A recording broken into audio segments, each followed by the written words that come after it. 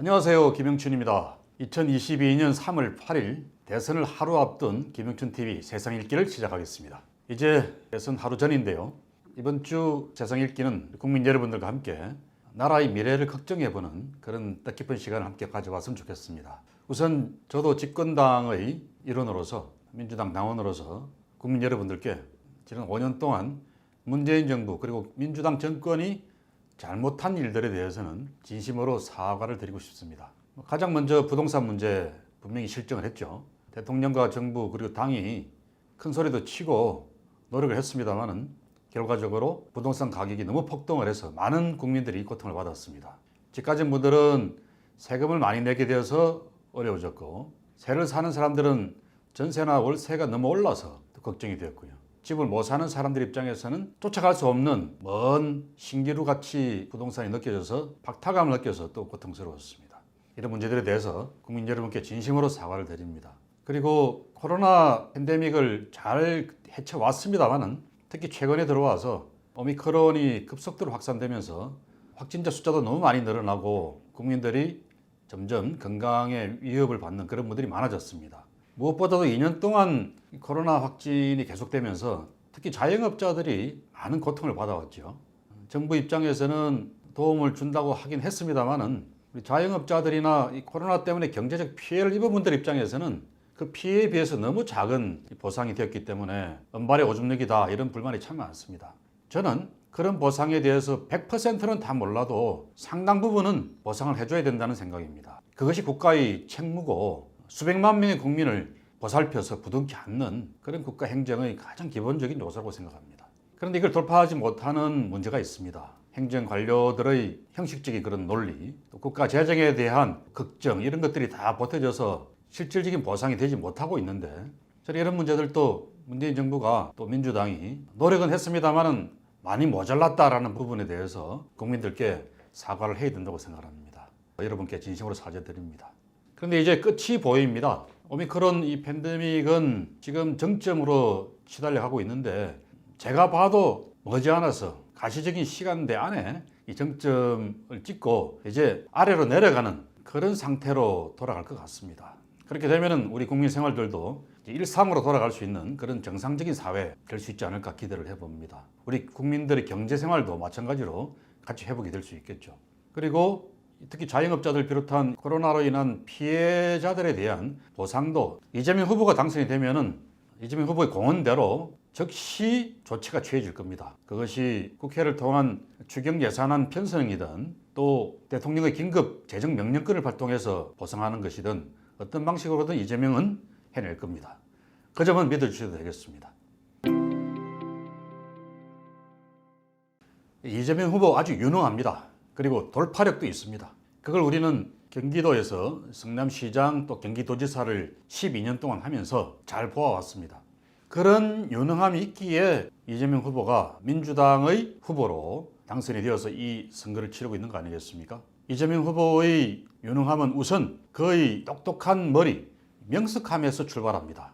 이재명은 소년 노동자 시절에 검정고시를 아주 짧은 시간 안에 중고등학교 검정고시를 패스를 하고 또 1년이 채 안 되는 시간 동안 공장 다니면서 야간에 학원을 다니고 하면서 중앙대학교 법과대학에 4년 장학생, 그것도 생활비를 받는 장학생이 되어서 가난 속에서도 공부를 하고 사법시험을 볼 수가 있었습니다. 그런 똑똑함에서 오는 명석한 판단력이 이재명의 무기입니다. 그래서 그는 아주 판단이 빠릅니다. 성남시를 맡았을 때도 성남시가 안고 있는 많은 부채들을 상환하기 위해서 무슨 모라토리움 선언부터 해놓고 행정 공무원들을 쪼고 또 의회를 설득을 해서 예산 배분을 잘해서 2, 3년 안에 그 부채를 대부분 다 갚고 성남시를 다시 정상적인 재정 상태로 돌려놓았습니다. 경기도지사를 하면서 우리 국민들이 다 알고 있는 코로나 초기 상황에서 경기도에 있는 신천지 본부에 윤석열 후보는 압수수색 영장을 청구하라는 법무부 장관의 명령을 거부를 했는데, 이재명 후보는 도지사로서 가진 권한을 가지고 그 신천지 본부를 쳐들어가서 명단을 확보하고 강제로 방역 조치를 시행을 했습니다. 그런 거 보면서도 우리 국민들이 야, 참 일 잘한다, 정광석화처럼 과단성 있게 일을 잘 밀어붙인다, 그런 평가를 많이 해주셨죠. 이재명 후보는 경제 문제도 잘 아는 사람입니다. 시장 도지사로서의 행정 경험뿐만 아니라 그 자신이 경제 문제의 혈관이 무엇인지, 급소가 무엇인지 이런 것들을 누구보다도 잘 아는 사람입니다. 또 도지사로서 또 시장으로서 성남시와 경기도의 이런저런 개발 사업, 기업 투자 유치 이런 것들에 성과를 많이 내놓은 사람입니다. 그런 행정이나 기업 투자 유치, 개발 사업 이런 것들을 한 번도 해보지 않은 사람, 심지어 조금이라도 실패조차도 경험해보지 않은 사람이 대한민국의 복잡다단한 행정을 잘 이끌어갈 수 있는 그런 유능한 통치자가 될 수 없다고 저는 생각합니다. 그런 점에서 이재명 후보 정말 유능하게 일을 잘 해낼 거라고 저는 믿습니다. 사실 저도 이재명 후보 마음에 안 드는 구석들이 여러 군데 있습니다. 그러나 저는 이재명 후보의 유능함을 믿기에 또 윤석열 후보보다는 대통령으로서 훨씬 일을 잘할 것이라고 확신을 하기에 이재명을 지지합니다. 우선 제가 좀 전에 말씀드린 그런 행정가로서의 유능함을 보여줬던 측면들 말고도 이재명 후보에게는 여러 가지 장점이 있습니다. 우선 그는 서민의 편입니다. 이재명 후보 13살부터 소년 노동자로서 20살까지 살았습니다. 그 시절 성남의 공단에서 공장에서 일을 하면서 가족들에게 생계비를 보탰고 또 나중에는 그 돈의 일부를 가지고 본인이 검정고시 학원을 다니고 또 대입 학원을 야간반을 등록해서 다니고 나중에 이제 종합반까지 몇 달을 다니면서 어려운 살림 속에서 공부를 해낸 사람입니다. 그렇기 때문에 우리 사회에 정말 어려운 서민들이 어떻게 살아왔고 또 그들의 애환이 무엇인지 그들의 꿈이 무엇인지를 잘 아는 사람입니다. 서울의 유복한 가정에서 포시럽게 살아온 그런 후보와는 다른 경로로 살아온 사람이죠. 그러기에 그는 서민의 편이 되어왔습니다. 시장 도지사로서도 늘 서민들의 민생을 챙기는 그 일에 앞장을 섰고 그걸 성과로 보여줬던 사람입니다. 저는 이재명 후보가 대통령 되면 물론 당연히 국가 전체를 대표해야 되는 입장에서 국가 전체를 놓고서 생각할 때는 늘 어떤 부자들이나 대기업들 편에서 생각하기가 쉽습니다. 지금까지 모든 대통령이나 정치인들이 항상 그래서 부자들 편인 것처럼 보여줘 왔죠.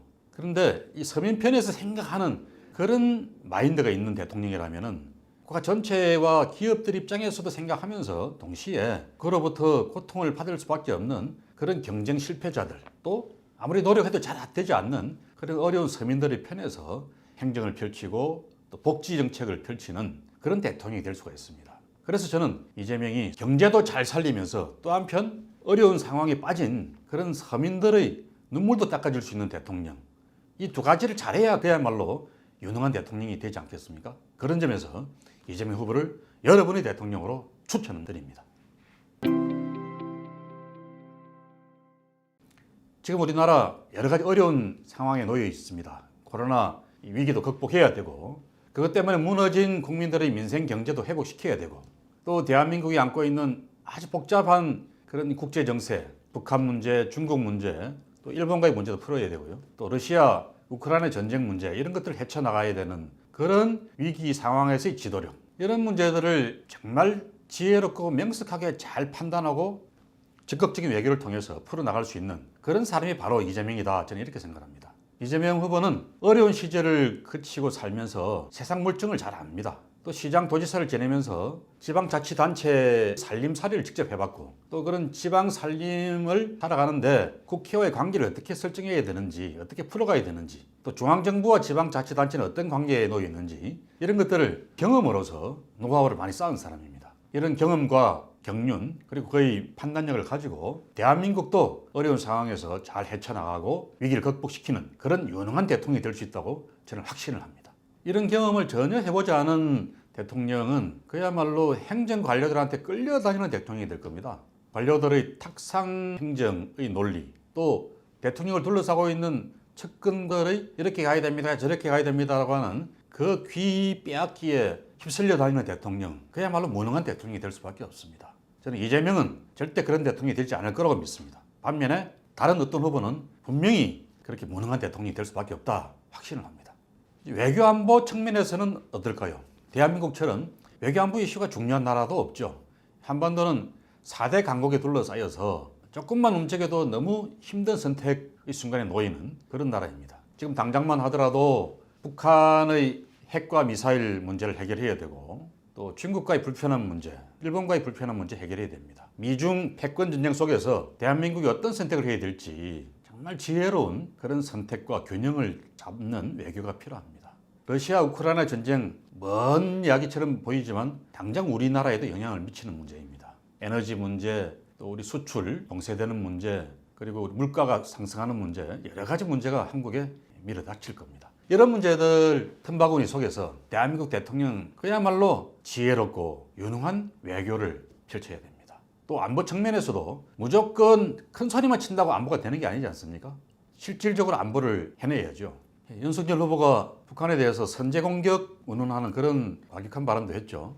여러분, 그런 막말이나 이 과격한 단견으로는 절대 대북 관계 평화적으로 잘 관리할 수가 없습니다. 우리 안보를 지키는 것도 아주 지혜로워야 됩니다. 도발을 하면은 가차없이 보복한다. 그런 기조 위에서 북한에 대해서 절대 경거망동하지 못하도록 그렇게 단호함은 보여줘야 되겠지만은 선제 공격을 할 수 있니? 뭐 이런 식의 말을 섣부르게 자꾸 내뱉다가는 이 빵꾸 끼는 사람이 나중에 뭘 큰 일을 저지른다고 평화는 깨지고 한반도가 전쟁의 위기 속으로 치달을 수가 있게 됩니다.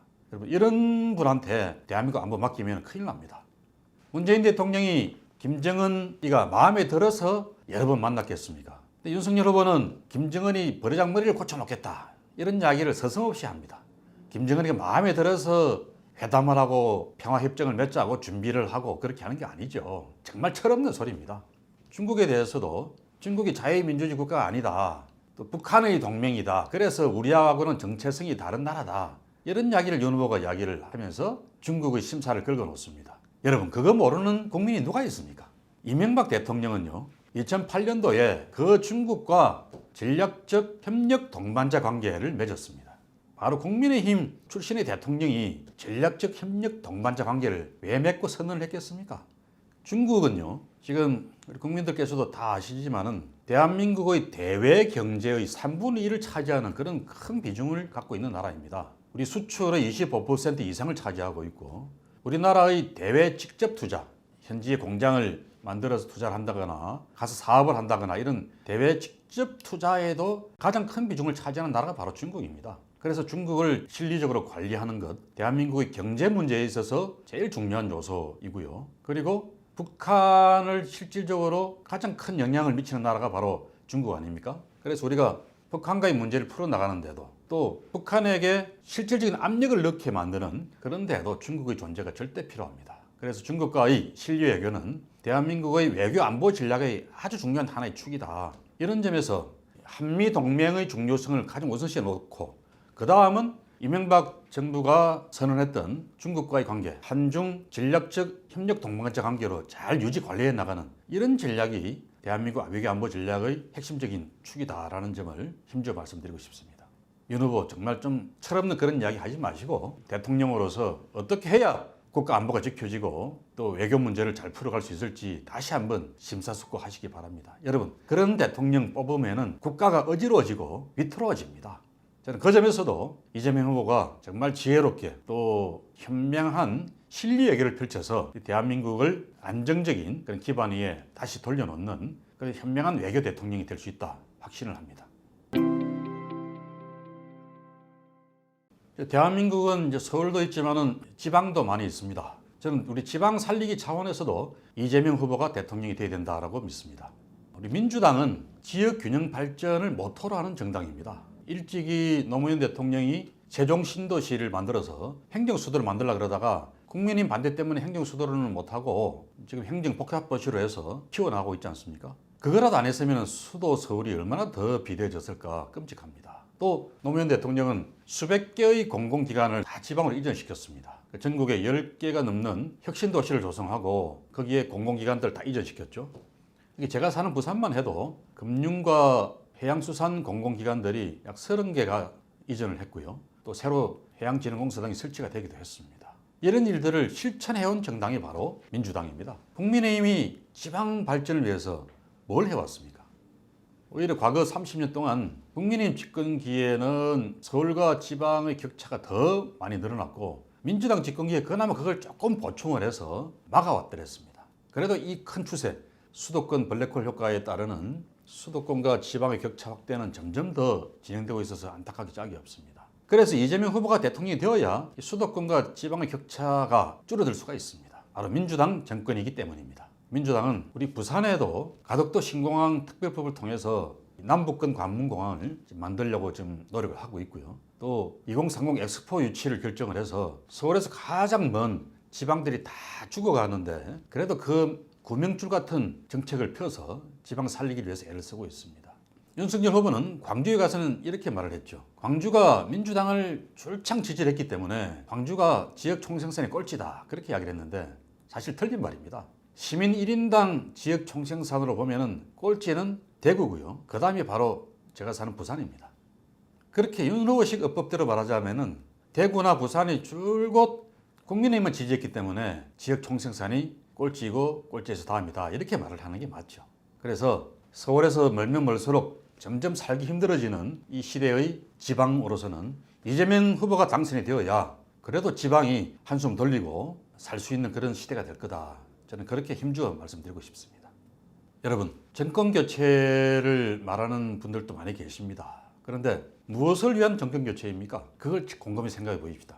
더 나쁜 대통령, 더 무능한 대통령을 뽑는 것이 우리 국민들이 원하는 정권 교체는 아니지 않겠습니까? 더 유능한 대통령을 뽑아야죠. 그런 점에서 만약 윤석열 후보가 대통령이 되면은 대한민국은 정말 세상 물정 모르는 그런 무능한 대통령을 뽑게 될 겁니다. 더 나아가서 검찰 왕국이 될 겁니다. 옛날에 유전무죄, 무전유죄 이런 말들이 유행을 했는데 윤석열 대통령 밑에서는 검찰 왕국이 되어서 유검무죄, 무검유죄 이런 세상이 되지 않을까요? 저는 걱정이 없습니다. 반면 이재명 후보는 아주 유능한 소통 대통령이 될 겁니다. 무엇보다 여러분들 잘 보셨겠지만은 이재명 후보 여론에 굉장히 민감한 사람 아닙니까? 기본소득을 주장하다가도 국민 다수가 원하지 않는다. 그러면 자기의 기본 주장인데도 그걸 포기를 하고 국민 여론에 따르겠다고 이야기하는 사람입니다. 여론에 귀 기울이고 여론을 중시하는 그런 소통 대통령, 이 대한민국이 필요한 대통령의 자질입니다. 소통 잘하는 유능한 이재명을 뽑아서 내일 밤에 대한민국의 미래에 다시 희망을 걸어볼 수 있는 그런 역사를 이루어 주실 것을 간곡히 호소드립니다. 국민 여러분들의 지혜로운 투표 부탁드리면서 저 김영준 이만 물러가겠습니다. 고맙습니다. 구독, 좋아요, 알림 설정까지 해주이소.